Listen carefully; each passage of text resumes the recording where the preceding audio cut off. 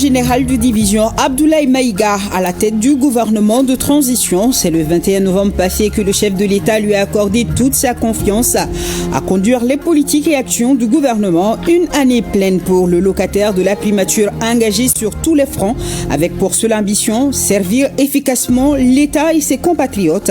Mamadi Koné Aliou Touré nous retrace les moments forts de l'an 1 du Premier ministre chef du gouvernement. Le délai d'attente de déclaration des citernes au niveau du bureau de pétrole de la douane malienne sera ramené de 72 heures à 24 heures. C'est l'une des propositions phares du protocole d'accord signé entre les autorités et les acteurs impliqués dans la gestion de la crise d'hydrocarbures. On fera le point avec Aridjou Matina. Une semaine, 3 opérations d'envergure qui ont abouti à la saisie d'importantes quantités de produits impropres à la consommation. Plus de 82 tonnes de viande de volaille saisies par les douanes maliennes. Une opération menée par les équipes de la brigade mobile d'intervention fluviale de Samaya. Plus de détails avec Siaka Kouné et Aruna Djara. Nous irons au Burkina Faso où la semaine du numérique de Ouagadougou bat son plein. Les ministres AIS en charge de la communication en visite dans les 50 stands érigés pour l'occasion. Notre ministre Al-Hamdou Ag Ilienne de saluer le savoir-faire des participants dans le domaine du numérique. Nos envoyés spéciaux sont Khadija Toukoné et Julie Traoré.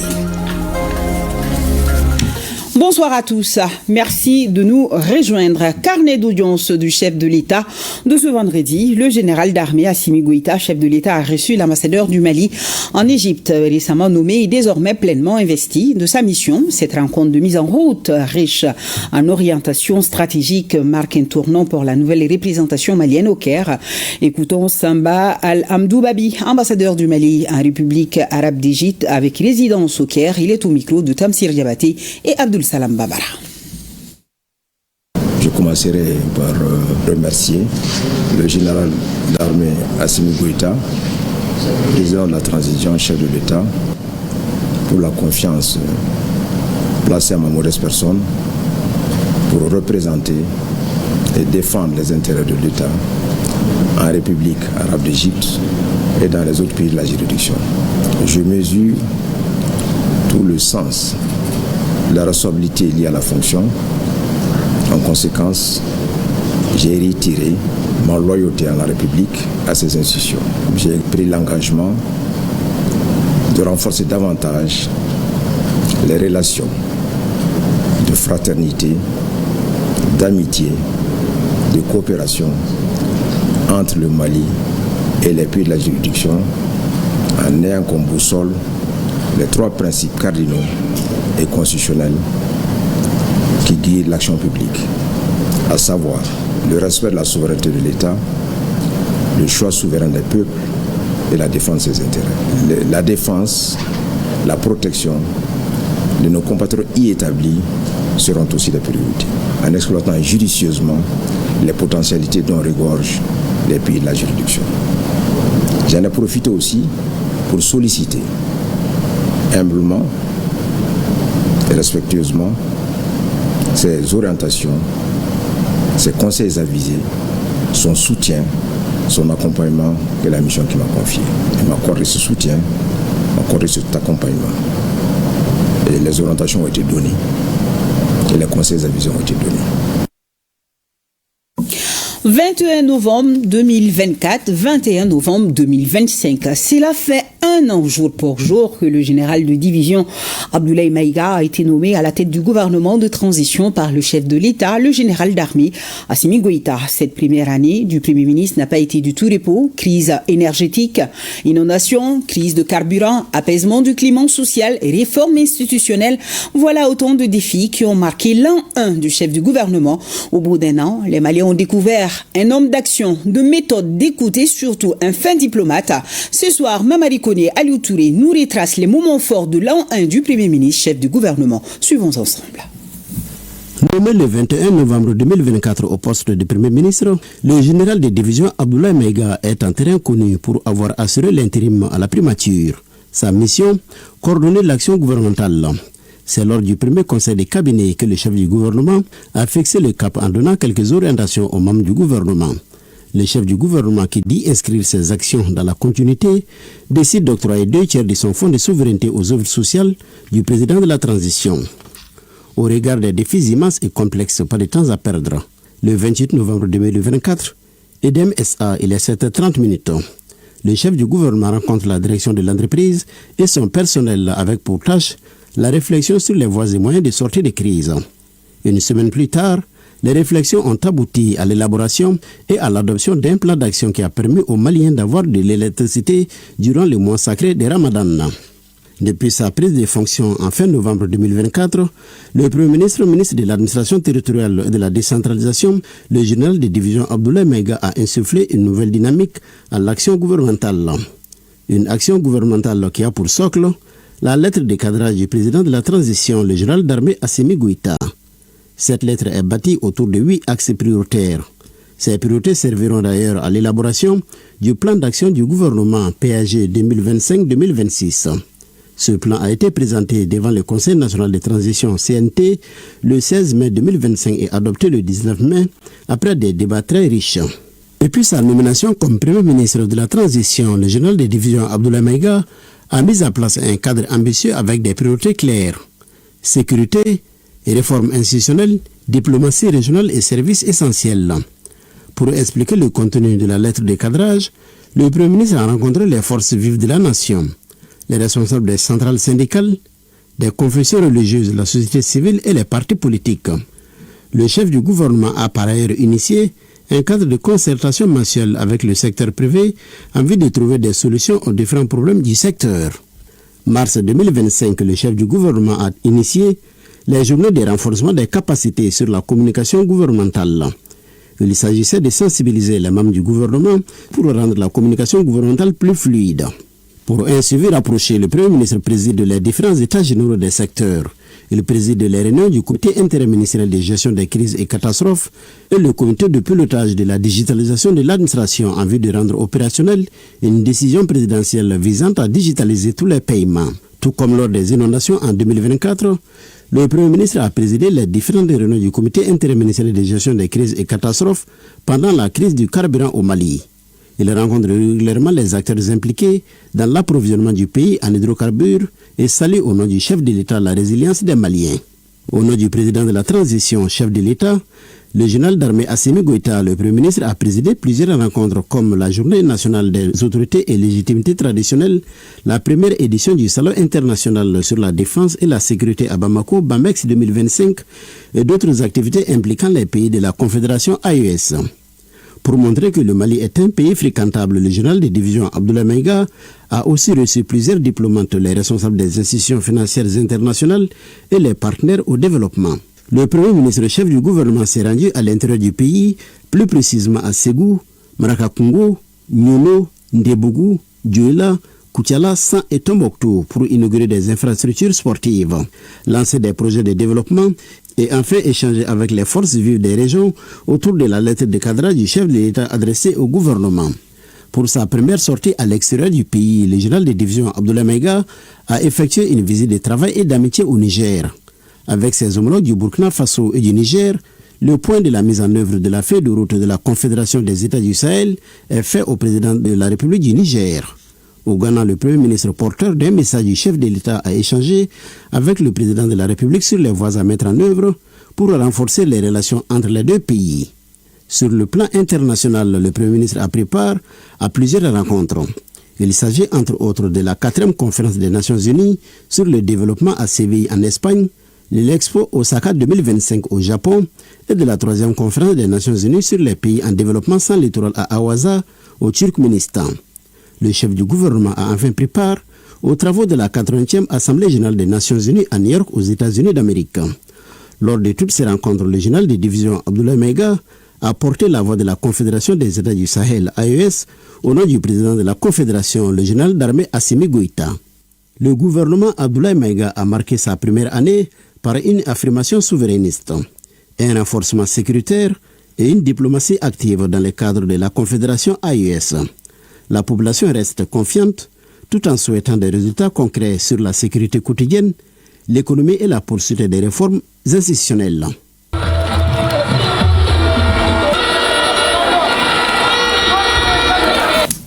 Et parmi les priorités confiées par le chef de l'État au chef de gouvernement figurent la défense et la sécurité, les réformes politiques et institutionnelles, la santé, l'éducation, l'apaisement du climat social, la diplomatie, la justice.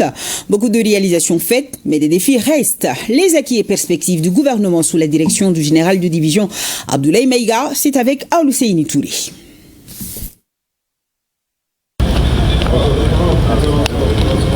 Cette première année n'a pas été du tout repos pour le général de division Abdoulaye Maïga, venu aux affaires au moment où les urgences sont nombreuses. Le nouveau Premier ministre s'est vu confier 8 priorités tout aussi urgentes les unes que les autres. Il consacrera cependant sa première visite à la société EDMSA pour proposer une approche endogène de la résolution du problème énergétique. Cette approche a eu le mérite d'assurer la fourniture de l'électricité durant le mois de Ramadan.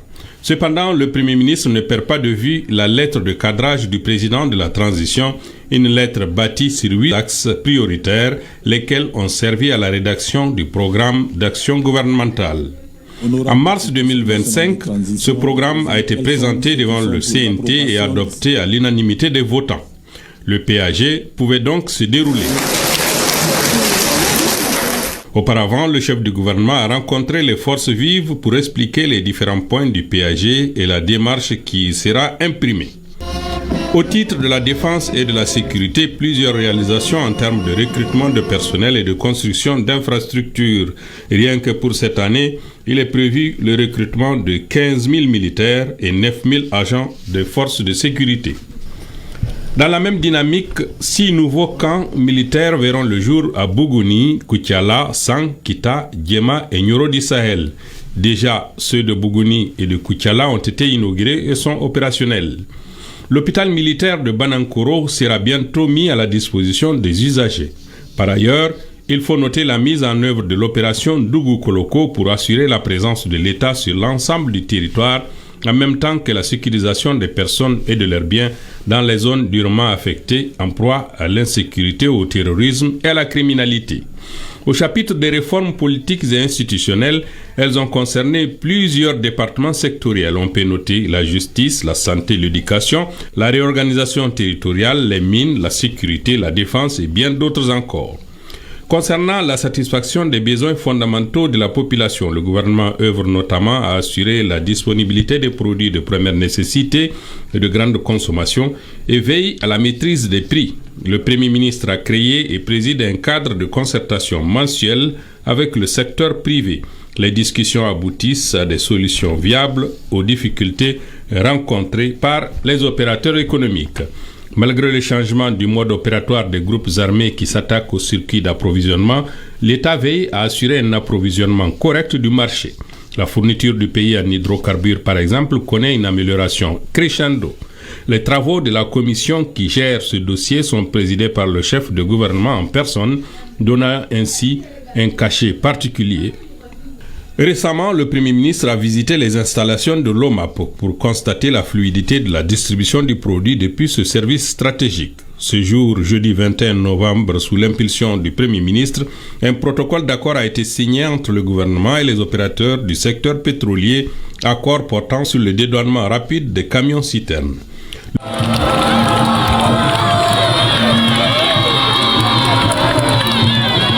Le lancement des travaux d'irrigation de Ndebougou 4 en office du Niger par le Premier ministre permettra d'aménager 4200 hectares pour renforcer la production rizicole et l'autosuffisance alimentaire.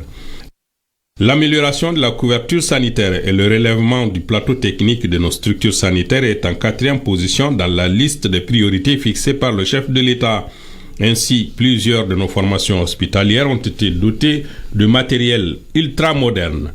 Aussi, le chef de l'État a lancé le projet présidentiel d'urgence hospitalière en droite ligne des conclusions des États généraux de la santé tenus en décembre 2024. Parmi les actions les plus saillantes, la construction de nouveaux hôpitaux et la transformation des CCRF du district de Bamako en hôpitaux du district. Ceci aura l'avantage d'améliorer la couverture sanitaire du pays. Le système éducatif n'est pas en reste. Son amélioration figure au 5e rang des priorités fixées au gouvernement par le chef de l'État. La réforme du système éducatif lancée par le gouvernement vise à intégrer des valeurs endogènes en adaptant notre enseignement aux réalités maliennes. L'insertion professionnelle des jeunes figure également au centre des nombreuses initiatives entreprises par le ministre de l'Entrepreneuriat. L'apaisement du climat social est si cher au président de la transition et c'est dans ce cadre que le chef du gouvernement a rencontré l'ensemble des centrales syndicales de la place pour renforcer le dialogue et assurer la stabilité du pays. Le président de la transition accorde une place prépondérante à la diplomatie, l'un des piliers de défense de notre pays. À ce titre, le renforcement de la coopération avec les partenaires qui respectent notre souveraineté. Il faut dire que notre diplomatie est très active. Elle a contribué à renforcer nos relations avec des partenaires stratégiques comme la Russie, la Turquie, la Chine, l'Iran, pour ne citer que ceci. Les Maliens établis à l'extérieur sont l'objet d'attention particulière de la part du gouvernement. Au plan sous-régional, dans le cadre du renforcement de la Confédération des États du Sahel, le Premier ministre a reçu ses homologues du Niger et du Burkina Faso à Bamako. Enfin, le chef de l'État a instruit parmi les priorités l'organisation d'élections transparentes et apaisées devant mettre un terme à la transition. L'opérationnalisation de la nouvelle constitution se poursuit ainsi que celle du système intégré de gestion des ressources humaines SIGRH qui permettra de mieux maîtriser les effectifs et les salaires des fonctionnaires. D'autres actions non moins importantes figurent également parmi les réalisations de l'année. On peut citer notamment la digitalisation de l'administration et des moyens de paiement, les états généraux du sport, de la culture, de la santé, la dissolution des partis politiques, le forum de la diaspora, le forum sur la justice, l'organisation du Salon international d'exposition de la défense et de la sécurité BAMEX du 11 au 14 novembre courant à Bamako. Et à l'occasion de l'an 1 du Premier ministre, notre rédaction est allée à votre rencontre. Les Bamakois, les Ségouviens et les Tomboktoussiens, partout, le constat est le même. Un bilan jugé positif au regard des efforts consentis face aux grands défis du moment. Les populations saluent une dynamique qu'elles jugent encourageante tout en appelant le chef du gouvernement à persévérer sur cette voie afin de bâtir un Mali plus stable et résolument tourné vers la prospérité. Suivons à présent les réactions recueillies au micro de Tamsir Diabaté avec le concours de nos stations régionales de Ségou et de Tombouctou.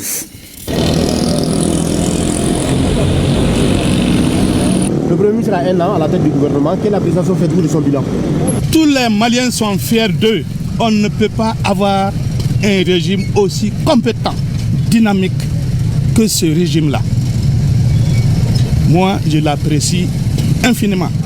Et je lui conseille de continuer sur ce plan.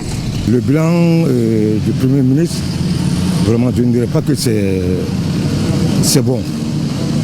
C'est bon parce que tout simplement, il y a le problème d'électricité. Il est en train de faire de son mieux. Bon, donc, il y a le problème de carburant aussi. Ils sont en train de faire de leur mieux, vraiment. Tout le monde est fier de ce gouvernement. Précisément le Premier ministre. On est tous fiers d'eux. Et on veut que ça soit continuel. Il ne faut pas qu'il cède. Tout le monde le soutient. Tout le public malien le soutient. Pour le moment, il bilan bilan du goudou.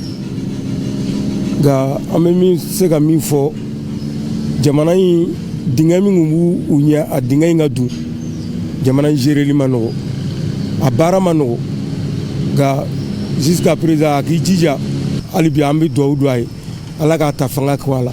Vraiment ce qu'il a fait à ce coup ici, je suis témoin de cela. Il est venu faire la première pierre de la vestibule du chef de village. Et après, ils sont partis à Molodo pour faire beaucoup de projets. On appelle tout le monde vraiment de faire tout pour que notre région puisse vraiment marcher à 100% comme le président de la République veut. Et dans cette région, on les voit. Comment l'essence est venue, comme lui-même l'a dit, notre sang, c'est venu sur du sang propre. C'est venu avec les militaires. On a vu tous ces voix applaudis. Et même maintenant, les citoyens sont là. Donc nous, on ne peut que le remercier, l'encourager dans ses actes. Et c'est grand homme qui prend toujours du courage, qui ne voit que le Mali. Il est venu pour servir le Mali. Général Abdoulaye Maïga, vraiment est baroque. Le moment qu'il y a par rapport maintenant, comparé, on sait que Dokera. mɔgɔ bɛ kɛ cogo cogo bɛ milieu de la, sinon ça va quand même, surtout sur le plan éducatif. Ne kɔni vraiment ne satisfait li do yɔrɔ la, parce que ni gouvernement mina waati mina y'a sɔrɔ an ka denmisɛnninw bɛ cogo min na, surtout shisha ko ninnu ni kirikarakiri ninnu, vraiment an y'a observé an ka carré kɔnɔnaw na olu diminuera. Ka tila ka na an yɛrɛ ka sécurité la, vraiment Dieu merci caman bɔra la. École yɛrɛ kɛ ni mɔgɔ min ye école observé an ka grève badenw denmisɛnninw fara maître kan, je crois que dɔ bɔr'o la o. Ne ka laɲini mun kɛ premier ministre fɛ halisa, mɔgɔ n'i bi baara la i kɛrɛfɛ mɔgɔw i k'olu fana jate minɛ, observation dɔɔni quoi. Le 17 octobre dernier, il était là pour poser des actes concrets pour les communautés de la région de Tombouctou. Donc nous pensons que vraiment il a à la tête du gouvernement un homme qui est à l'écoute des communautés. Il est là pour mettre en œuvre la feuille de route qui a été donnée par la hiérarchie. Donc vraiment nous de Tombouctou, nous nous félicitons de la visite qu'il a eu à effectuer ici. Et nous demandons de continuer aussi d'être plus proche des communautés pour écouter leurs doléances afin de les remonter. Dans sa mission, il a fait la pose de la première pierre pour la réhabilitation sur un projet de réhabilitation de 3 plaines de Tombouctou. Des plaines où il y a surtout des femmes et dont leurs revenus étaient bloqués. Il y a aussi la pose de la première pierre de l'hôpital où il y a une unité dont il y a la construction d'un bureau d'accueil qui répond à son nom et d'une maternité avec du matériel approprié. Donc nous sommes très contentes quand même pour ces 2 œuvres du Premier ministre à Tombouctou. Le Premier ministre qui met en œuvre de façon dynamique la lettre de cadrage qui lui a été adressée par le président de la transition, le général d'armée Assimi Goïta. Et pour nous compléter sur l'an 1 du chef de gouvernement, le RTM vous propose ce soir dans les programmes un magazine bilan, une réalisation de Mamari Koné et Aliou Touré. Et justement, l'un des défis auxquels fait actuellement face le Premier ministre est celui de l'approvisionnement du pays en hydrocarbures. Les autorités, en collaboration avec les acteurs impliqués dans la gestion de la situation, s'active à trouver des réponses concrètes pour mettre fin à la crise. C'est dans ce cadre que le gouvernement, à travers le ministère de l'Industrie et du Commerce, a signé ce vendredi un protocole d'accord avec les groupements professionnels du secteur pétrolier en vue d'une gestion harmonieuse, efficace et rapide de la déclaration des citernes au niveau du bureau de pétrole de la douane malienne, par exemple, en ramenant à 24 heures le délai d'attente. Faisons le point avec Aridou Matina et Aruna Diara. L'urgence de faciliter le plus rapidement possible l'accomplissement des formalités douanières en matière de déclaration des produits pétroliers à l'importation est désormais entérinée avec cette signature de protocole. Le gouvernement, à travers le ministre de l'économie et des finances, ainsi que celui de l'industrie et du commerce, et les importateurs de produits pétroliers représentés par le groupement malien des professionnels du pétrole GMPP et le groupement professionnel des pétroliers GPP, ont convenu désormais de réduire le délai de déclaration à la douane à 24 heures, soit un jour, ce qui permettra de ravitailler le plus tôt possible les stations. La signature de ce protocole marque une étape déterminante dans le dénouement de la crise des hydrocarbures dans notre pays. Parce que les statistiques montrent que le nombre de citernes qui entrent par semaine actuellement sont nettement supérieurs au nombre de citernes qui rentraient dans notre pays avant la crise. Il s'agit d'un problème d'organisation, d'un problème de management et d'un problème de pilotage pour assurer une meilleure gestion de cette crise des hydrocarbures aujourd'hui dans notre pays. Ainsi, la signature de ce protocole d'accord, à en croire le ministre Diallo, sonne comme le dénouement de la crise des hydrocarbures dans notre pays. Monsieur le représentant des groupements professionnels, je suis d'accord avec vous. Nous avons notre prochaine réunion, la 7e, le jeudi prochain. Et j'espère ardemment, Inch'Allah, que le jeudi prochain, ce protocole soit caduc et qu'on n'en parle plus jamais. Parce qu'il n'y aura plus de fuite d'attente dans les stations. Parce que les Maliens ne se réveilleront plus à 4 h du matin pour aller chercher du gasoil, pour aller chercher du carburant. Je dois dire, et je le répète, la gestion de cette crise des hydrocarbures est une affaire d'État. Il faut que chacun le comprenne. Je voudrais, au nom du président de la transition, chef de l'État, le général d'armée Assimi Goïta, présenter mes très sincères remerciements et exprimer ma très profonde gratitude aux membres des deux groupements professionnels. Vous avez fait preuve de patriotisme et de dignité. Les autres parties prenantes, résolument engagées pour trouver la solution à la crise, se réjouissent de l'aboutissement de ce processus de projet de protocole qui va décanter la situation. Le protocole dans son ensemble, nous y adhérons. Nous avons signé pour que nous puissions trouver vraiment une solution à la crise. Nous l'avons signé aujourd'hui et je pense que d'ici jeudi prochain, Inch'Allah, la crise va passer et le protocole sera caduc. Avec l'intelligence et les vertus de Maliens, nous sommes arrivés, après plusieurs séances de rencontres, à trouver des solutions palliatives et aujourd'hui à une solution définitive. Et nous espérons que d'ici une semaine, tout ce que nous avons eu comme souffrance vis-à-vis de notre pays, vis-à-vis de nos concitoyens, vis-à-vis des partenaires, vis-à-vis des consommateurs, tout cela sera dans le passé. Il n'y a aucun retard au niveau du dédouanement. Le bureau des produits pétroliers est ouvert depuis le 11 octobre 2025, H24, 7 jours sur 7. Le problème qui se pose, c'est que sur le plan réglementaire, effectivement, le code des douanes prévoit que les opérateurs, les importateurs ont 3 jours francs pour déposer une déclaration. Il y a des quantités importantes de produits pétroliers qui sont là. La cour du BPP et l'ONAP sont remplies de citernes. Les stations n'arrivent pas à avoir ce produit. Il faut trouver la solution pour que le produit soit injecté dans les citernes, pour que les files d'attente cessent. Et ça, les autorités, les plus hautes autorités ont donné une semaine à l'ensemble, aussi bien aux importateurs de produits que les pouvoirs publics, pour trouver une solution à ce problème. Le protocole d'accord ainsi paraphé est entré désormais en vigueur et sera caduc dès que la crise prendra fin. Pour s'assurer de la mise en application concrète du dit protocole, le ministre de l'Industrie et du Commerce s'engage à faire une sortie de terrain le lundi prochain avec les différents acteurs impliqués dans la gestion de la crise. Et ce n'est pas tout dans la gestion de cette crise d'hydrocarbures. Le gouvernement a l'œil surtout quand il a déjà mis en garde. C'est pourquoi d'ailleurs la traque continue et continuera pour l'équipe de la direction régionale du commerce, de la concurrence et de la consommation et de la concurrence du district de Bamako. La direction a mis la main sur 3 citernes détournées par des trafiquants. Tenez-vous bien, le carburant initialement destiné aux populations bamakoises était sur le point d'être acheminé vers une zone minière. Benogo Fofana et Rama Kamara nous racontent. Vigilance accrue, c'est le maître mot de l'équipe de la direction régionale du commerce, de la consommation et de la concurrence à tous les niveaux.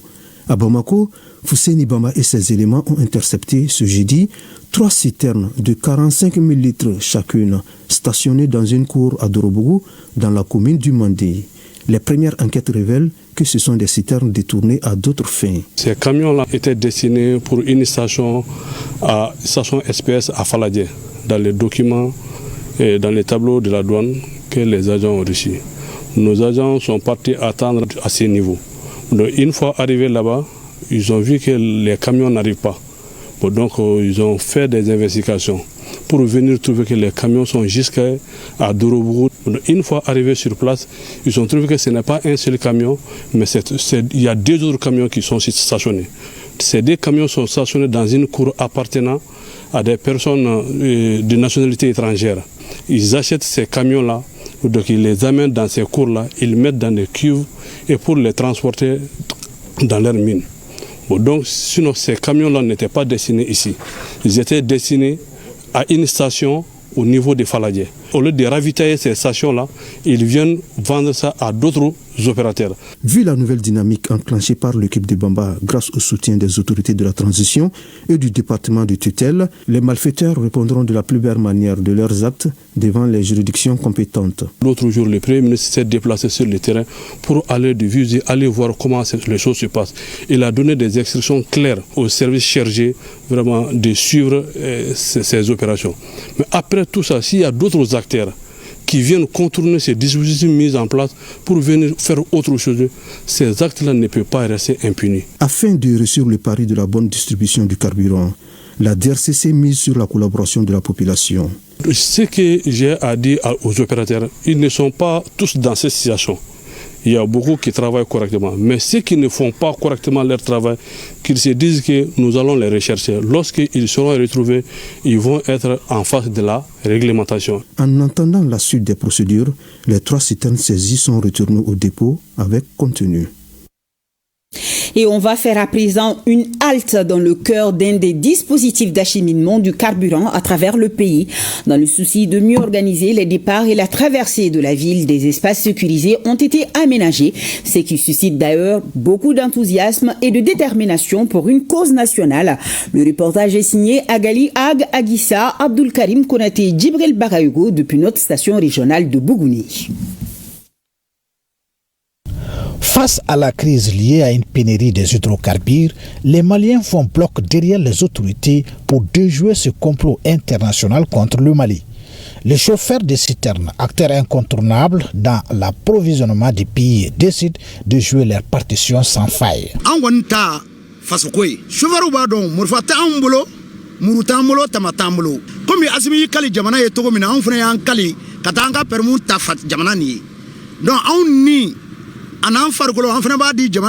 Nous sommes ici à Bougouni sur la route nationale numéro 7 et sur cet espace aménagé, grâce à l'accompagnement des autorités de la région, les membres du syndicat national de transporteurs enregistrent les véhicules par ordre d'arrivée et organisent le stationnement et le départ des camions citernes pour la Côte d'Ivoire. Kabougouni gouverneur fou kosebe, Kabougouni police la kaw fou, ka gendarmerie fou, ka maire la kaw fou.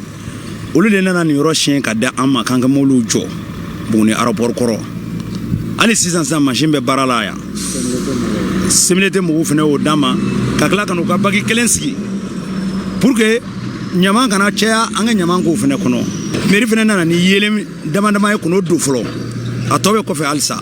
Les chauffeurs saluent le professionnalisme des militaires qui sécurisent les convois dans la plus grande discrétion. Anu mafakse kaji ko sanksi amitamina o kono sikatano tamgitana foni dumso ma amba fuyo chugomi nu yakete benyuma mta benyuma msegi ala barkada ala be motivé de convoi kono donc amala fuga barkada sécurité be chugomi na be albi o do fro ko chesirika hakila tike be trop parce que convoi la me baraka mina mi anga chedo mbulu abi courage don abi jagala dama kosbe anga wuli katu convoi ko kosbe donc mbe wuli kan fon chauffeur nyon fana toujours dans mes convois la sur conseil en taux de courant. Même son des cloches du côté des populations et des riverains de la route, témoins de la détermination du chauffeur et des femmes. Une détermination qui prouve à suffisance la fibre patriotique des Maliens et contribue à surmonter les difficultés liées à la pénurie des hydrocarbures. Nous keleme ka an yɛrɛ lanisɔndiya kosɛbɛ su fara tile kan u bɛ motobori la citerne nɔfɛ ka na carburant di fasodenw ma o ye fasoden ɲumanya ye faso kanu bɛ mɔgɔ mɔgɔ la vraiment o ye fasoden ɲumanya ye. An bɛ yɔrɔ min na ko bi a bɛ ka nɔgɔya dɔɔni an yɛrɛ fɛ a gɛlɛya tɛ yan sisan kosɛbɛ dɔɔni bɛ sɔrɔla bɔ a b'an ka baara kɛ a ɲɛna yɛrɛ ma. Parce que an bɛ 2 semaines bɔ sisan an ka mɔbiliw tɛ jɔlen tɛ u bɛ ka gasoil sɔrɔ dɔɔni ka taa n'an ka misiw ye. Dans la capitale du Bani Monontier, le stationnement des citernes profite à certains vendeurs qui entendent faciliter aux chauffeurs leur bref séjour à Bougouni. U ye ne wele ne nana ka na baara daminɛ bon pour a daminɛ na marché bɛ yen pour le moment marché bɛ yen bon kuma dɔ la citerne bɛ bɔ convoi mana taa marché bɛ jɔ an bɛ se ka 10,000 feere tile kɔnɔ kuma dɔ la an hakili sigilen don. Parce que an ɲɛ bɛ polisiw ni gendarmew n'an kɛrɛfɛ. Tiɲɛna a bɛ marché alhamdulilah marché yɛrɛ bɛɛ b'a garijɛgɛ sɔrɔ fɛn fɛn nana yan i kɔni i b'i garijɛgɛ sɔrɔ hali samara feerela mun filɛ nin ye a b'a ta sɔrɔ an yɛrɛ fɛnɛ alhamdulilah. En tout cas, c'est avec enthousiasme et fierté que les chauffeurs et forces de sécurité parcourent des kilomètres en bravant les intempéries pour contribuer au développement du Mali. Revenons sur cette cabale médiatique menée volontairement par la chaîne française France 2 contre le Mali ce mardi 18 novembre.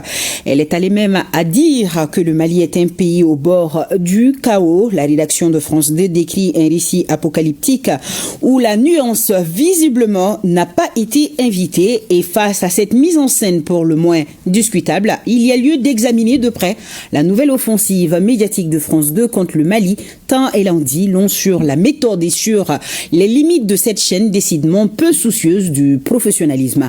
Voyons avec Garibou Pérou cette fiction France 2 qui se déguise en reportage. Certaines maladies oculaires changent la vie, d'autres plus insidieuses déforment la perception. Chez France 2, la maladie semble désormais chronique, puisque la chaîne confond analyse et fantasme, information et scénarisation. Dans son journal de 20 heures, elle ouvre un œil sur le monde. Or, l'œil en question paraît fermé dès qu'il s'agit par exemple du Mali, un pays décrit comme un territoire dont 75% seraient aux mains des terroristes.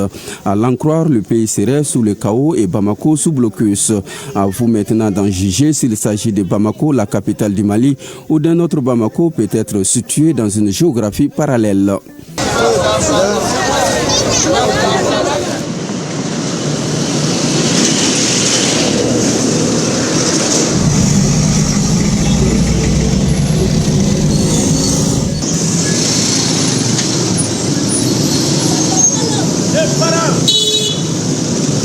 La dramaturgie se porte à merveille dans les studios de cette chaîne.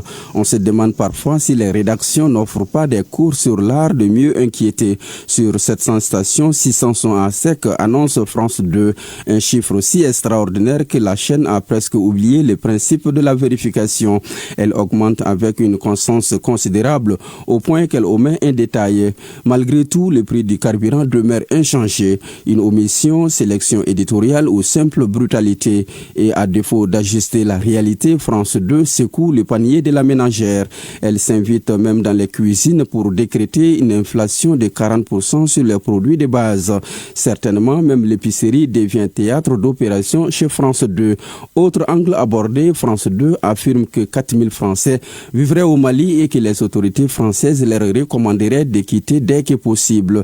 Et pour parachever l'émotion, la chaîne décroche un appel à une ressortissante afin d'obtenir un témoignage dont le scénario semble avoir été rédigé avant même d'être raconté. On a essayé de parler avec des dizaines et des dizaines de Français à Bamako et personne ne nous répond. Vous savez pourquoi? C'est la peur des représailles, sûrement. Une autre Française confirme cette explication par téléphone.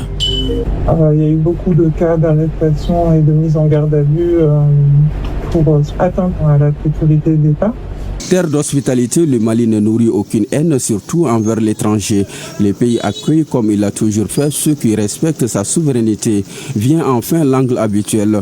France 2 attribue toute instabilité à un partenaire jugé gênant, en l'occurrence la Russie.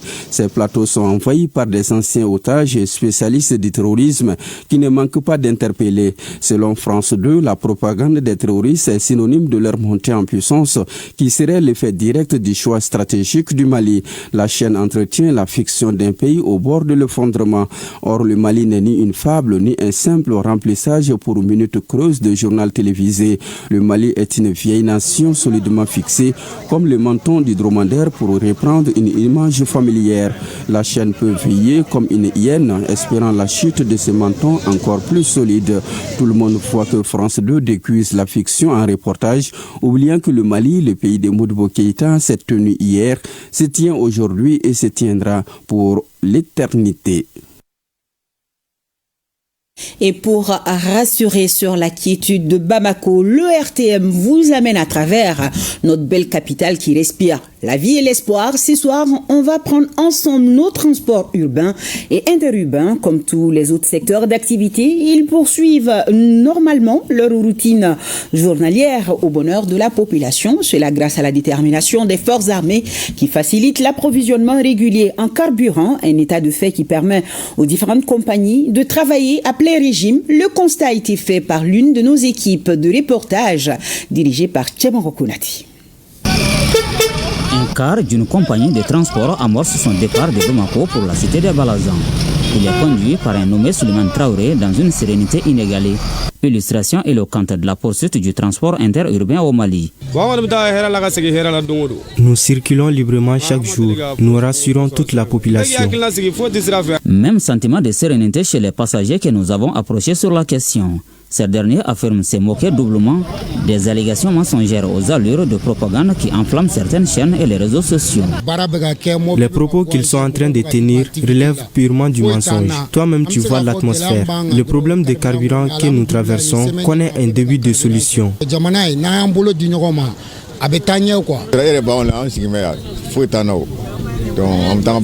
Nous vaquons tranquillement à nos occupations. Aucune crainte. La sécurité est vraiment à la hauteur. Qu'ils améliorent l'approvisionnement en carburant, sinon tout ce qu'on dit sur le Mali est faux. Les passagers doivent leur assurance aux forces armées maliennes, conformément aux orientations déclinées par les autorités de la transition. Nous faisons entièrement confiance à nos militaires. Que Dieu les protège. Certains passagers viennent nous demander par rapport à la situation sécuritaire. Nous les rassurons. Même ce matin, 2 cars sont déjà sortis contenant respectivement 64 et 36 passagers. Les citoyens vaquent à leurs occupations. Restons soudés pour une sortie de crise. Chaque chose a son temps. Ainsi se présente le secteur des transports des personnes dont les affaires tournent à un rythme satisfaisant pour les acteurs.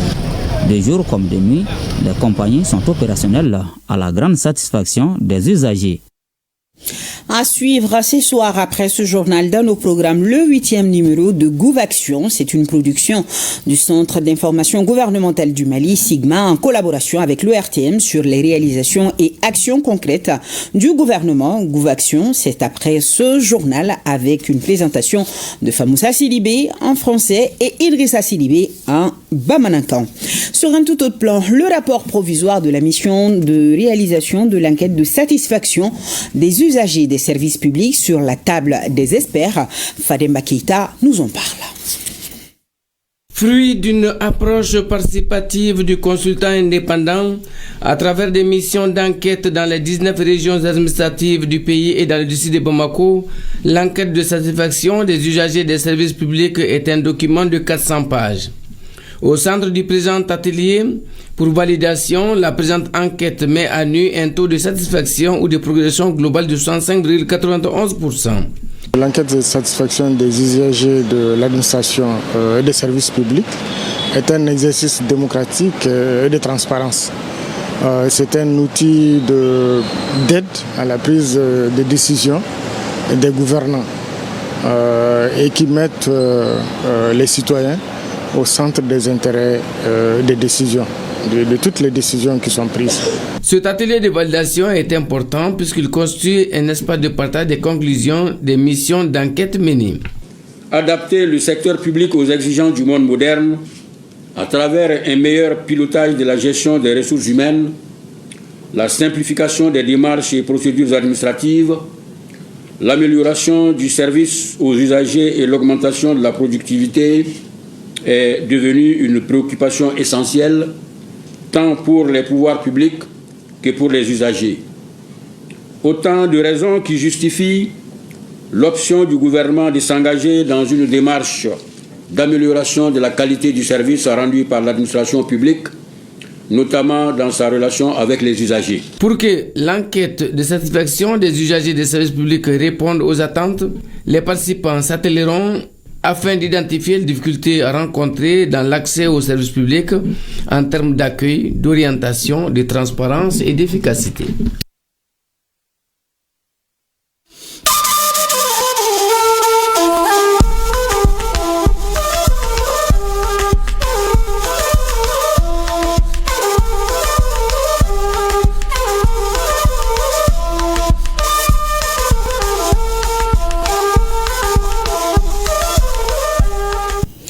Les attentes sont comblées. Les pays de l'AES en sont pour le renouveau de l'entrepreneuriat. C'est sur ces notes que les travaux de la première édition du Salon international de l'entrepreneuriat AES ont pris fin. Les experts ont formulé des recommandations parmi lesquelles la création d'un fonds d'investissement AES. Il s'agit de favoriser l'harmonisation des initiatives économiques de la Confédération. C'est Madame le ministre de l'entrepreneuriat national, Oumou Salsek, qui a présidé la cérémonie de clôture. Youssouf Diakité, Sidiki Balo. Faire de l'entrepreneuriat le levier du développement socio-économique du Mali et de la Confédération des États du Sahel en général, c'est cela l'ambition des chefs d'État de l'AES. Et ce salon, première édition, s'inscrit parfaitement dans cette dynamique. C'est pourquoi les recommandations formulées à l'issue des travaux par les experts vont dans ce sens. Renforcement du financement et de l'investissement entrepreneurial.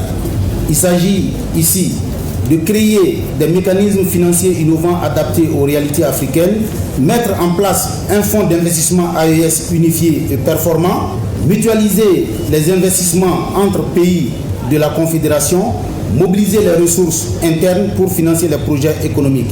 Nous avons osé et Dieu merci, nous avons réussi. Nous avons réussi grâce au Burkina, grâce au Niger, grâce à l'ensemble des Maliens, grâce à tous les membres du gouvernement. Nous dirons oui que c'est un bilan. Nous avons été orientés, nous avons été accompagnés, nous avons été soutenus par nos 3 chefs de l'État, de notre confédération. Nous voulons un fonds confédéral. Donc cela se fait à 3. Donc je ne vais pas vous dire qu'on le fera tout de suite, mais soyez rassurés que ces recommandations ne seront pas rangées dans des tiroirs. Entrepreneuriat, facteur d'intégration et de dynamique économique, cet esprit a été largement matérialisé au cours des travaux. C'est pourquoi les travaux sont clôturés ici par le ministre burkinabé de la formation professionnelle. Nous avons pu nous rendre compte qu'effectivement, l'entrepreneuriat, c'est pour répondre à des besoins. Nous avons vu beaucoup d'imagination, beaucoup d'innovation. Nous avons vu des entrepreneurs qui ont pensé à nous pour que nous n'ayons pas faim. Nous avons vu beaucoup d'entrepreneurs qui nous ont exposé des habits pour qu'on puisse se parer. Nous avons vu des entrepreneurs qui nous ont proposé des produits médicaux pour qu'on puisse se soigner. Nous avons vu des entrepreneurs qui sont même allés dans le fleuve pêcher les poissons du ministre de la Pêche. Merci pour cela. En tout cas, disent les experts, il s'agit de multiplier des initiatives du genre afin de maintenir la stabilité de la région AES. L'AES qui bouge. Semaine du numérique de Ouagadougou. Les ministres AES en charge de la communication en visite dans les stands. Environ 50 stands sont érigés pour montrer le savoir-faire des participants dans le domaine du numérique. Notre ministre Al-Hamdou Ag Ilien a vivement apprécié la contribution des pays de l'AES à ce grand rendez-vous technologique. C'est ce que nous confient nos envoyés spéciaux Khadijatou Kone et Julie Traoré. Lors de cette visite, les ministres en charge du numérique ont échangé avec les représentants des start-up, des institutions publiques et des porteurs de projets numériques. Les visiteurs du jour ont pu découvrir les innovations et solutions technologiques. Ils y ont observé une diversité d'initiatives régionales et internationales, saluant la qualité des projets exposés et les efforts consentis pour faire émerger un écosystème digital dynamique dans l'espace AES. J'ai été très heureux de faire le tour des stands de la semaine du numérique du Burkina avec les homologues du Burkina et du Niger. J'ai eu une forte impression par rapport au progrès parce que c'est la 3e fois que nous venons ici et nous constatons que le Burkina a beaucoup progressé, surtout dans le domaine de l'intelligence artificielle. Et vous savez que chaque fois qu'un des pays de l'AES fait un pas en avant, c'est un pas en avant pour toute l'AES et même pour l'Afrique. Donc je suis très heureux de constater qu'il y a beaucoup de progrès et surtout doublement heureux parce que la plupart des progrès viennent des jeunes aussi, donc des jeunes femmes. Donc ça rassure. Hamdou Ag Ilien a aussi réaffirmé l'engagement des autorités maliennes à soutenir les acteurs du numérique. Il a surtout insisté sur l'importance de renforcer la coopération entre les pays de l'AES pour accélérer la transformation digitale. Vous savez, l'AES c'est une fusion totale. Nous allons collaborer dans tous les domaines. Mais actuellement, comme le président du FASO lui-même a annoncé les couleurs, c'est surtout dans le domaine de l'intelligence artificielle basée sur les problèmes de sécurité. Parce que comme vous le savez, nos chefs d'État savent que la première des priorités, la priorité cruciale même pour nos États, c'est la sécurité. Et donc nous encourageons nos techniciens à aller dans ce sens. Donc nous allons dans une première partie aller prioritairement sur la sécurité, mais nous allons travailler dans tous les domaines du numérique et de l'intelligence artificielle. Cette visite s'est achevée sur des perspectives élargies de collaboration et une volonté commune de promouvoir les innovations technologiques. Une présence remarquée des participants qui témoignent de l'ambition partagée du Mali, du Burkina Faso et du Niger de bâtir ensemble un avenir numérique solide et intégré. Le ministre a également encouragé les membres de la délégation malienne à renforcer la coopération avec les acteurs du numérique, soulignant que le Mali dispose d'un potentiel considérable pour accélérer sa transformation digitale.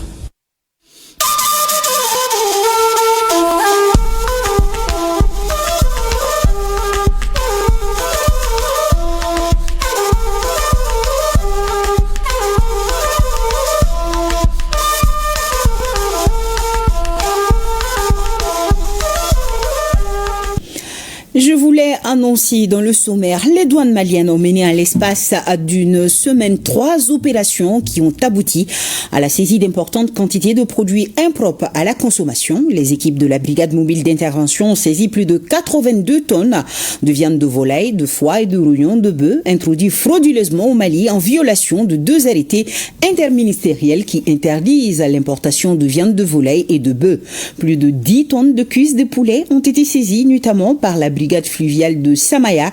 Ces saisies témoignent du renforcement du renseignement douanier et de la détermination des unités sur le terrain. Les détails avec Siafa Konaté et Aruna Djara. C'est l'une des plus grosses saisies de la brigade mobile d'intervention des douanes de Bamako.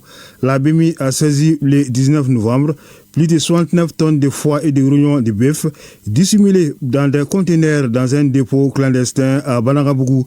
Auparavant, elle avait découvert une semaine plus tôt, le 12 novembre, plus de 3 tonnes de foie de bœuf et de viande de volaille, soit plus de 72 tonnes de produits impropres à la consommation. Les soldats de l'économie ont frappé un grand coup en exploitant les renseignements. Nous venons d'observer une série de saisies qui n'est pas le fruit du hasard. Elle reflète de la montée en puissance du renseignement douanier et la détermination de nos brigades à lutter efficacement contre la fraude, que ce soit sur le fleuve ou sur la route. C'est suite au renseignement que nous travaillons. Donc nous avons vu depuis un certain temps, nous avons filé, nous avons trouvé effectivement un important dépôt dans des conditions vraiment de conservation, je l'ai dit, toujours douteuses. Une importante quantité destinée à la population de Bamako. Les douanes agissent aussi sur les fleuves où transitent de nombreux produits frauduleux. La brigade fluviale de Samaya et relevant de la BMI a ainsi saisi dans la nuit du 19 novembre 10 tonnes 460 kg de cuisses de poulet transportées par 2 pirogues en provenance d'un pays voisin. Elle doit ses résultats non seulement au renseignement, mais aussi aux réformes engagées par la direction générale, notamment le renforcement de ses capacités avec la formation des agents et l'acquisition de nouveaux équipements, remis à la faveur de l'inauguration du complexe nautique et rénové de Samaya en septembre dernier. Les résultats que vous voyez aujourd'hui s'inscrivent dans la vision des plus hautes autorités du Mali et particulièrement dans le leadership du directeur général des douanes. Ces équipements modernes, la restauration des unités et ainsi que les réformes engagées contribuent efficacement vraiment à la réalisation de ces résultats. Le DG des douanes, l'inspecteur général Amadou Konaté, avait instruit que ces matériels devaient d'abord être dans des bonnes mains pour en faire bon usage. Ensuite, il a dit que les résultats doivent suivre. Avec ces 10 tonnes sur le fleuve, nous sommes en plein là-dedans, que les résultats commencent à venir. Ça, c'est une satisfaction vraiment de la direction générale et de la direction régionale des douanes. Des saisies qui permettent de protéger la santé de la population et l'économie nationale. En interceptant ces cargaisons, nous protégeons à la fois la population et l'économie nationale. Nous, au-delà de la mission de recettes, c'est-à-dire alimenter le budget de l'État, nous avons une mission aussi de protection des citoyens. Les produits frauduleux saisis sont soit remis au parc géologique ou détruits. Cette fois-ci, c'est la deuxième option qui a été choisie, d'où la destruction des 90 tonnes de produits impropres à la consommation sur un nouveau site à Sanangoroba. On a un puits ici, très profond. Donc on procède directement à l'enfouissement. Ça, c'est une méthode aussi de destruction de ces viandes saisies. Le grésil, c'est toujours pour la destruction, pour que le produit se détériore rapidement. Le puits est profond. Après, on va mettre du bango sur là-dessus et les gens ne vont pas détruire. La douane appelle la population à demeurer vigilante, à éviter l'achat des produits alimentaires d'origine incertaine et à signaler toute activité suspecte. Oui, Yaka Konaté, bien sûr, le concours des populations est fortement demandé. L'Institut national de formation judiciaire, Maître Demba Diallo, tient la 14e session ordinaire de son conseil d'administration et c'est Mamadou Fane qui nous en parle. Le renouveau de la justice malienne passe par la qualité de la formation des acteurs de cette justice. L'Institut national de formation judiciaire Maître Demba Diallo entend relever ces défis. La tenue de la 14e session du conseil d'administration de l'Institut confirme l'engagement de cette structure à répondre aux attentes des autorités. Il importe de souligner avec force que nous devons être fiers de notre institut, qui, à travers les formations initiales et continues des personnels du secteur de la justice, a fourni à notre pays les premières ressources humaines qualifiées dont il avait besoin. Il y a de cela plus de 4 décennies pour l'administration et la distribution de la justice sur l'ensemble du territoire national, mais aussi celles d'aujourd'hui, qui ont repris le flambeau dans un contexte de renouveau, de mutation, de refondation de la justice et d'affirmation assumée de notre pleine souveraineté. Cette session montre également le dynamisme de l'Institut et du secteur de la justice à offrir un personnel de qualité capable d'incarner l'avenir de notre système judiciaire. Le premier point, et non des moindres, concerne l'état d'avancement de nos grands chantiers. L'État a consenti un investissement considérable de plus de 1,6 milliard de francs CFA pour doter l'Institut d'un amphithéâtre, d'une cafétéria et d'une bibliothèque digne de ce nom. Le deuxième enjeu majeur est celui de la qualité de vie et d'accueil de nos stagiaires. La finalisation de l'équipement de la cité d'hébergement est une priorité absolue. Et un auditeur de justice ou un greffier en chef stagiaire bien logé est un professionnel en devenir qui peut se consacrer pleinement et sereinement à ses études. La 14e session du conseil d'administration de l'Institut national de formation judiciaire est donc l'occasion de renforcer les acquis et de pérenniser la qualité de la formation. Cinquième session du comité d'orientation et de pilotage du PRAPS de Mali. C'est le ministre de l'élevage et de la pêche Youbaba qui a présidé la séance, nous dit Moussa Kamara. À Bamako, l'avenir du pastoralisme sahélien était au centre de toutes les attentions. Le PRAPS 2, programme régional destiné à renforcer la résilience des pasteurs, a réuni le comité d'orientation et de pilotage pour définir les priorités stratégiques et budgétaires de l'année, plan de travail, budget et rapport d'avancement. Nous continuons à l'animation de l'ensemble des infrastructures réalisées. Il s'agit notamment des infrastructures de santé animale, de vaccination, les unités vétérinaires. Et il s'agit des infrastructures de commercialisation, les marchés à bétail, les aires d'abattage et les étals de boucherie. Donc presque toutes ces infrastructures, on est à terme de la gestion de ces infrastructures. Donc c'est pour dire que le projet, c'est vrai, nous nous sommes adaptés au contexte. Lancé en 2022, pour 6 ans, le PRAPS 2 intervient dans 459 communes, des zones pastorales et frontalières. Du fait de l'insécurité, la mise en œuvre correcte des activités du projet connaît des difficultés. Malgré cela, des résultats tangibles ont été enregistrés sur le terrain. À la date du 31 octobre 2025, le taux d'exécution physique s'élève à 82,36%. et le taux d'exécution financière à 91,45%, traduisant la mise en œuvre soutenue des activités. Les résultats obtenus sont particulièrement encourageants, notamment le taux de couverture vaccinale contre la péripneumonie contagieuse bovine qui a atteint 71,34% contre une cible annuelle de 75% en 2025. Une étape décisive donc pour renforcer la résilience des pasteurs du Sahel. Les conclusions de cette session orienteront les actions du PRAPS 2 dans les mois à venir, avec un objectif pour répondre efficacement aux défis du terrain.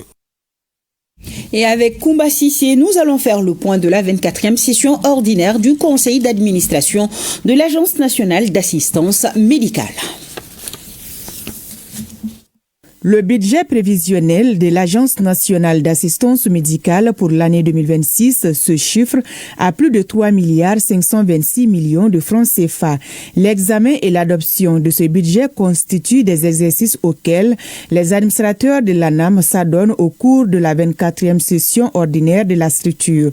Une occasion pour parler également des acquis de l'ANAM. Nous avons pu atteindre des résultats significatifs. 99 376 nouveaux bénéficiaires immatriculés au RAMED, soit 19,87% de la prévision annuelle. 27 183 prises en charge médicale totale, soit 38,83% de la cible annuelle. Néanmoins, des défis subsistent. Le retard dans la mise à disposition des ressources de l'État, la faible mobilisation des contributions des collectivités territoriales, le coût élevé de la prise en charge des blessés de conflits armés et des catastrophes, le non-respect de la pyramide sanitaire par les bénéficiaires. La principale difficulté à laquelle l'ANAM est confrontée est relative au recouvrement des ressources financières. Nous savons que notre pays traverse une des plus grandes crises du moment. Donc nous allons continuer à travailler dans le cadre de la prise en charge non seulement des personnes démunies, mais également des nouvelles cibles que l'État, à travers un protocole d'accord que l'État a signé avec le syndicat des chauffeurs, nous allons continuer à les enrôler et à les prendre dans le cadre de la prise en charge sanitaire concernant les chauffeurs et les apprentis. Et nous allons continuer aussi à prendre les blessés de guerre conformément à nos orientations que nous avons reçues des plus hautes autorités du Mali. En 2026, la direction de l'ANAM prévoit de réaliser 65 activités en vue d'assurer une prise en charge gratuite des personnes en situation de vulnérabilité dont le nombre augmente d'année en année. À la rencontre de la créativité et du génie de nos artistes, un mot de la Biennale artistique et culturelle Tombouctou 2025. Les préparatifs vont bon train. Le ministre en charge de l'artisanat a assisté à une séance de répétition de la chorégraphie qui sera présentée. À l'ouverture de l'événement, les tableaux retenus retracent le Mali des empires et le Mali actuel et aussi une partie de l'histoire de Tombouctou depuis le terrain municipal de la commune 5 du district de Bamako. Le ministre Mahmoud Affé a encouragé les 333 chorégraphes de l'équipe d'encadrement pour leur travail remarquable. Compte rendu, Seydou Traoré, Arama Traoré. En un mois de répétition, les 333 chorégraphes symbolisant la cité des 333 saints, à savoir Tombouctou, ont produit 5 tableaux qui font le voyage du Mali d'hier à aujourd'hui.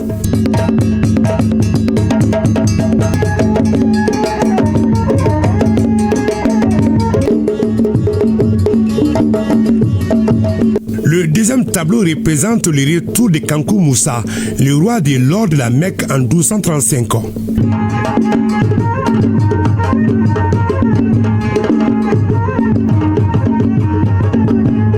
L'arrivée des Marocains à Tombouctou, obligeant le sage Ahmed Baba à s'exiler au Maroc, constitue le troisième tableau.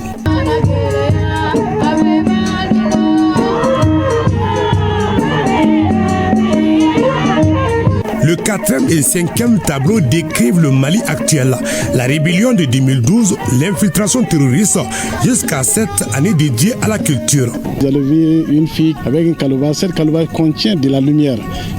Cette lumière jaillit pour dire que les enfants sont l'avenir de ce pays. Le ministre en charge de la culture a exprimé sa satisfaction de voir un tel travail à quelques jours de la Biennale. Ce qui est extraordinaire, ça met le Mali en perspective, ça met le Mali courant en perspective, le Mali contemporain, le Mali voulu par le président du Mali, le chef de l'État, son Excellence, le général d'armée Assimi Goïta, et de son premier ministre, le général de division Abdoulaye Maïga, et de l'ensemble du gouvernement qui travaille nuit et jour pour l'avènement d'un nouveau Mali.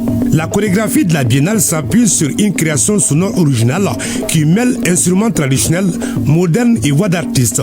J'appelle l'ensemble des populations à se mobiliser comme un seul homme, non seulement pour accueillir les frères et les enfants du Mali, mais aussi de recevoir l'ensemble des pays africains ou au-delà de l'Afrique qui vont vouloir se joindre à nous pour ce bon moment.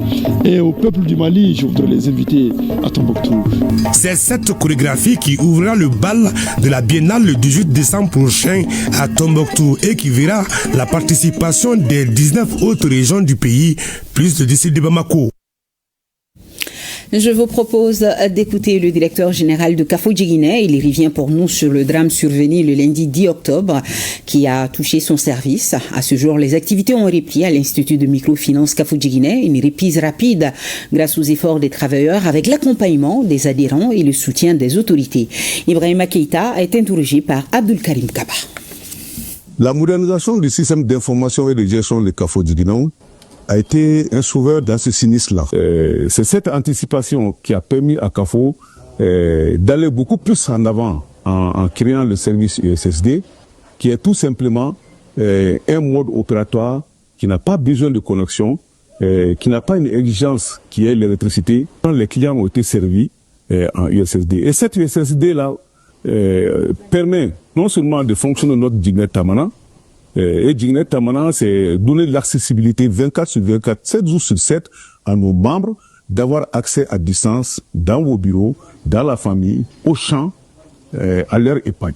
Permettez-moi de remercier infiniment nos clients membres qui ont eu une très grande capacité de résilience. Pendant ces petits temps sans opération, au lieu que les clients viennent nous accéder, ils sont venus compatir à la douleur. Et nous leur rassurons. Aujourd'hui, plus que jamais, nous allons en tout cas continuer avec la modernisation, avec l'accessibilité de nos services aux autorités à travers le ministre de l'économie et des finances qui, depuis le lendemain, a fait un passage pour rassurer la population, la clientèle et nous a prodigué des conseils. Mais aussi remercier infiniment le ministère de la Sécurité à travers le service des sapeurs-pompiers qui ont été prompts à circonscrire au fait à temps pour limiter considérablement les dégâts.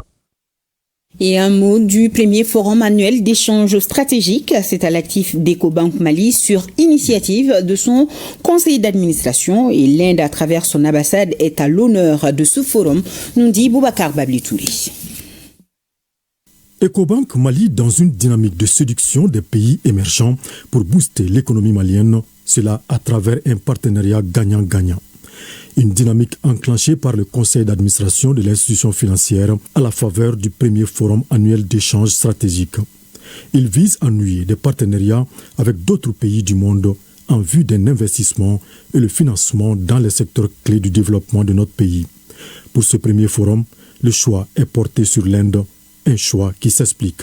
En 1925, l'Inde s'est hissée au rang de 4e puissance économique mondiale, avec un PIB d'environ 4 000 milliards de dollars, derrière les États-Unis, la Chine et l'Allemagne.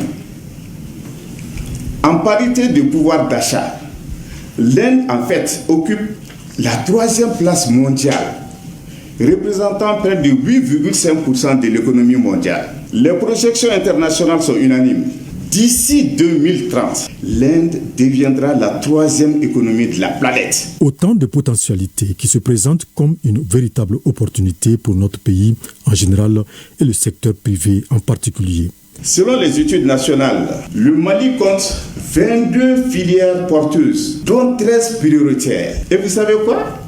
Dans chacune de ces filières, on peut créer 3 milliardaires en dollars ou en euros au Mali. Un cadre mis à profit par les responsables de Ecobank pour présenter aux participants qui sont l'ambassadeur de l'Inde au Mali, les acteurs du secteur privé et autres personnes de ressources, les offres et services de la banque. Une banque qui dit « je suis là pour mettre ce qu'il vous faut pour pouvoir financer les projets », une ambassade qui est là, qui dit je suis là pour que les entrepreneurs de mon pays soient disponibles pour vous, pour répondre à vos demandes, pour pouvoir prendre en charge vos besoins et pour pouvoir vous amener les produits, les services, le savoir-faire dont vous avez besoin. Et au même moment, vous avez votre fêtière, le patronat, qui est là pour dire allez-y, foncez. Je pense que c'est une vraie opportunité. Le Mali et l'Inde ont toujours entretenu de bonnes relations. Et je sais que le Mali regorge de beaucoup de potentialités qui peuvent intéresser l'Inde. Donc, l'ambassade ne ménagera aucun effort pour matérialiser ce partenariat gagnant-gagnant à travers une mutualisation de nos différentes compétences. Et le diplomate indien de réaffirmer le soutien total de son pays au Mali, surtout face à la cabale médiatique de certains médias étrangers. Au grand mot, les grands remèdes, les femmes rurales des communes de Caille et de Nioro débattent véritablement de la problématique du foncier. Elles font le plaidoyer pour un accès plus sécurisé au foncier agricole. Qu'ont-elles proposé comme solution durable? Brahima Dao nous répond. Ce forum de 2 jours visait notamment à renforcer la compréhension par les femmes rurales des textes législatifs et réglementaires relatifs au foncier agricole. Ça nous a servi de mieux comprendre, de mieux cerner un peu comment les mécanismes se passent pour permettre aux femmes d'avoir accès à la terre agricole, surtout les femmes rurales. Vraiment, les 2 jours ont été très bénéfiques. Cette initiative de la Fédération nationale des femmes rurales intervient à un moment où la région fait face à des défis liés à la sécurisation du foncier agricole. Ce forum, c'est pour que les femmes puissent avoir accès à la terre et les terres sécurisées. Nous sommes des femmes qui travaillent dans nos champs, qui travaillent dans nos foyers, qui rapportent à la famille aussi. La région des Cailles, à forte vocation agro-pastorale, ne peut se développer durablement sans une gestion juste et transparente du foncier, garantissant à tous, et en particulier aux femmes, la possibilité d'accéder à la terre, de la mettre en valeur et d'en tirer des revenus décents. En tant qu'autorités administratives et politiques, nous avons le devoir d'accompagner et de soutenir toutes les initiatives qui visent à renforcer la résilience des femmes et des jeunes face aux défis économiques et climatiques. Notons qu'à l'ouverture des travaux de ce forum régional de plaidoyer, des diplômes d'honneur ont été décernés par la FENAFER au gouverneur de la région des Cailles, général des brigades Moussa Soumaré, et au préfet du cercle de Yélémané. Sur ce prend fin ce journal. Un grand merci à nos téléspectateurs de Amani, Nini, Yuju et Madougou. C'est dans la région de Badjangara. Je vous dis à demain. Bonsoir à tous et bon début de week-end.